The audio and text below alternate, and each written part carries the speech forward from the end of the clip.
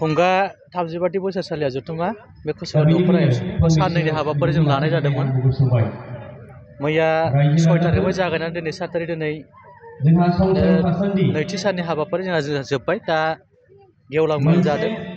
जोङो बेवहाय दुलाराय बर' फरायसा आफादनि मानगोनां आफादगिरि दिपेन बर' सारखौ लेंहरनाय जादोंमोन, नाथायबा बिथां सारा एंगार हायै खामानिनि थाखाय सफैनो हायाखै। नाथाय बिथांनि जायगायाव दुलाराय बर' फरायसा आफादनि मानगोनां गाहाय नेहाथारि मुस्रिक मनेन्द्र बसुमतारी सार बिथाङाबो बाहागो लाफैनानै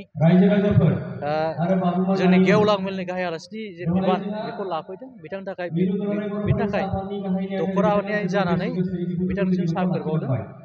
बेवहाय हाबाफारि बायदियै जोङो दखरा एबसुआ मैया थान्दैमोलाव जोंनि ओनसोलाव जे बार्निं इस्युसफोर माखासे जाफ्लेबाय थानाय थासारिफोर, बेवहाय ड्राग्स गानजासे जानाय, उन्दै बैसोआव हाबा जानाय, बेखौ बोरै होबथानो हायो बेनि सायाव जोङो रायजोफोरजों लानानै एसे थाबैनो मोनसे गावबुराफोरनि आरो इन्टेलेक्सुवेल सावरायमेल बेखौ लानो जों डेलिगेटआव बेखौ पास खालामना लादों। आरो जोंनि ओनसोलाव जाफ्लेबाय थानाय जे वाइल्ड लाइफ जे केस, हाग्रानि जुनार बुथारनानै जे केस जानाय रायमना नेसनेल पार्कआव जे जोङो भुक्तभुगि जाबाय, बेखौ जों बोरै जोंनि ओनसोलखौ सांग्रांथि होनो हायो आरो बे केसनिफ्राय जों बोरै जानगाराव खालामनो हायो, बेनि थाखाय जों रायजो राजाखौ लानानै आरो माखासे वाइल्ड लाइफ केसनि सायाव बै माखासे डिपार्टमेन्टनि सायाव मै बुथारोबा बेसेबां केस, बेसेबां धारा गोलैयो, अमा बुथारोबा बेसेबां धारा गोलैयो, बेखौ लानानै एक्सपार्टखौ लाबोनानै जों बेनि सायाव सांग्रांथि होनो थाखाय जोङो खामानि मावगोन।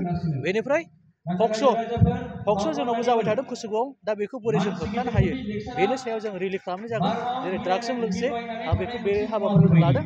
बयनिसिमबो बे जोंनि गेवलां मेलाव बाहागो लाफैनानै आं टारगेट खालामबाय थादोंमोन 2000निफ्राय 3000 जों जेरै लुबैनाय बे रायजो राजा बाहागो लाफैनानै जोंखौ दुलाराय बर' फरायसा आफादनि आरो एबसुनि जे खामानि मावनायखौ आरोबाव बे ओनसोलनि रायजो राजाया मावबावनो थाखाय जे थुलुंगा होबाय, खामानि मावनो थाखाय थुलुंगा होबाय, बेनि थाखाय बे ओनसोलनि रायजो राजा गासैनिसिम बाहागो लाफैनो थाखाय साबायखर बावनाय जाबाय।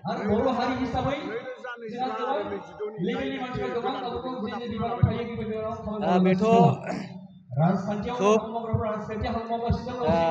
डेलिगेटनि मोनसे डिसिसन।